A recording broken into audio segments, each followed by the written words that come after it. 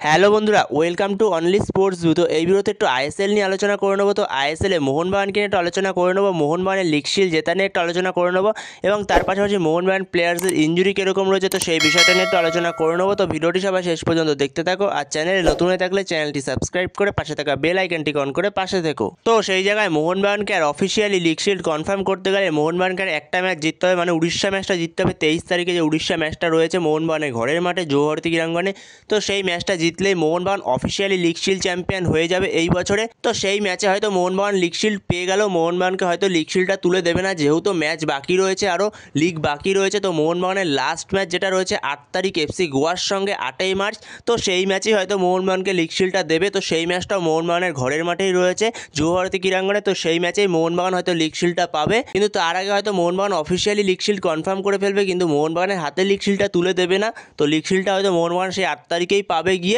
তো সেখানে মোহনবাগান বর্তমান সময়ে যে 49 পয়েন্টে দাঁড়িয়ে রয়েছে, তো সেখানে মোহনবাগান এই 49 পয়েন্টেও লিগ শিল্ড জিততে পারে, কারণ মোহনবাগানের পরের ম্যাচটা রয়েছে 23 তারিখ। তো 23 তারিখের ম্যাচটা মোহনবাগান জিতে গেলে মোহনবাগান 52 পয়েন্টে পৌঁছে যাবে। তো Mohun Bagan officially league shield champion হয়ে যাবে। মোহনবাগানকে আর কেউ ধরতে পারবে না, এফসি গোয়া যদিও ধরতে পারতো, তো এফসি গোয়া ধরতে পারবে না। এফসি গোয়া হাইয়েস্ট 51 পয়েন্ট অবধি যেতে পারবে। তো সেখানে মোহনবাগান উড়িষ্যা এফসি ম্যাচের আগেও লিগ শিল্ড জিতে যেতে পারে। তো সেখানে মোহনবাগানের আগে ম্যাচ রয়েছে এফসি গোয়ার 22 তারিখে। তো 22 তারিখে এফসি গোয়ার ম্যাচ রয়েছে কেরালার সাথে। তো সেই দিন যদি এফসি গোয়াকে হারিয়ে দেয় কেরালা, তাহলে সেদিনই জিতে যাবে মোহনবাগান, লিগ শিল্ড অফিসিয়াল হয়ে যাবে সেদিনই। তো সেখানে 2 নম্বরে থাকা এফসি গোয়া হাইয়েস্ট পৌঁছাতে পারবে 48 পয়েন্ট অবধি। তো সেখানে মোহনবাগান অলরেডি 49 পয়েন্টে পৌঁছে গেছে। তো সেখানে Mohun Bagan officially league shield champion সেদিনকেই হয়ে যাবে। তো সেখানে যদি এফসি গোয়া ম্যাচটা ড্রও করে, তো সেক্ষেত্রে উড়িষ্যা এফসি ম্যাচটা মোহনবাগানকে ড্র করলেও চলবে। ড্র করলে 1 পয়েন্ট পেয়ে গেলে মোহনবাগান 50 পয়েন্টে অফিসিয়ালি লিগ শিল্ড পেয়ে যাবে। তো সেই জায়গায় এফসি গোয়া ম্যাচটা খুবই একটা গুরুত্বপূর্ণ ম্যাচ। তো এফসি গোয়া যদি জিতে যায় তাহলে মোহনবাগানকে পরের ম্যাচটা জিততে হবে।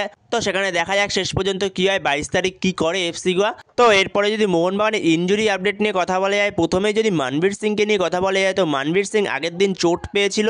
তো সেখানে তখন সে মাঠ থেকে বেরোনোর সময় বিশাল কায়েতের কাঁধে ভর দিয়ে বেরোচ্ছিল।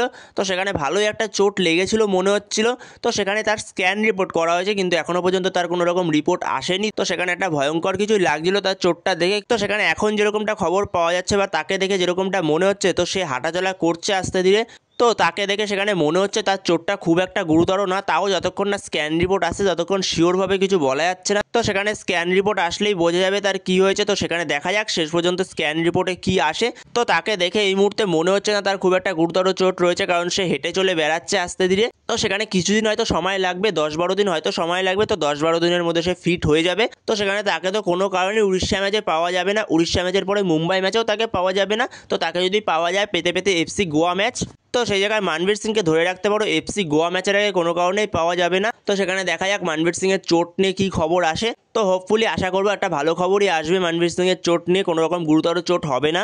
তো এরপরে যদি মোহনবাগানের সাহাল এবং অনিরুদ্ধ থাপা এবং আশিস রায়কে নিয়ে কথা বলে যায়, তো সেই জায়গায় উড়িষ্যা এফসি ম্যাচে অনিরুদ্ধ থাপার না ফেরার চান্সই বেশি। অনিরুদ্ধ থাপা হয়তো এই ম্যাচে ফিরতে পারবে না, কারণ এখনও সে পুরোপুরি মূল দলের সঙ্গে অনুশীলন শুরু করেনি।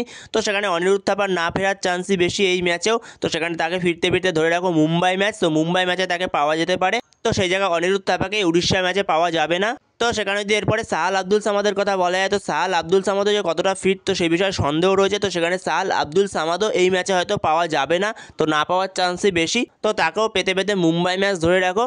এছাড়া আশিস রায়কে এই ম্যাচে পাওয়া গেলেও যেতে পারে, যেখানে উড়িষ্যা ম্যাচে আশিস রায়কে পাওয়া গেলেও যেতে পারে। আশিস রায় রিহ্যাব করছে পুরোপুরি ভালোভাবে। তো সেখানে আশিস রায় হয়তো অনুশীলন শুরুও করে দেবে মূল দলের সঙ্গে। তো সেখানে আশিস রায়কে পাওয়া যেতে পারে। তো সেখানে আশিস রায়কে ফিরতে হবে, কারণ আশিস রায় খুব গুরুত্বপূর্ণ প্লেয়ার এই ম্যাচটার জন্য। তো সেই জায়গায় মোহনবাগান টিমে মানবীর সিংয়ের কোনো পারফেক্ট ব্যাকআপ নেই একমাত্র সালাউদ্দিন ছাড়া। তো সেই জায়গায় আশিস রায় খুবই গুরুত্বপূর্ণ এই ম্যাচে। তো সেখানে দেখা যাক, আশা করছি আশিস রায় ফিরবে এই ম্যাচে। তো বন্ধুরা এই ভিডিওতে এই পর্যন্তই। তো এই ভিডিওতে এই আপডেটগুলো নিয়ে আলোচনা করার ছিল। তো ভিডিওটি ভালো লাগলে অবশ্যই লাইক শেয়ার সাবস্ক্রাইব করতে ভুলো না। তো নেক্সট ভিডিওতে দেখা হচ্ছে, ততক্ষণের জন্য বাই বাই।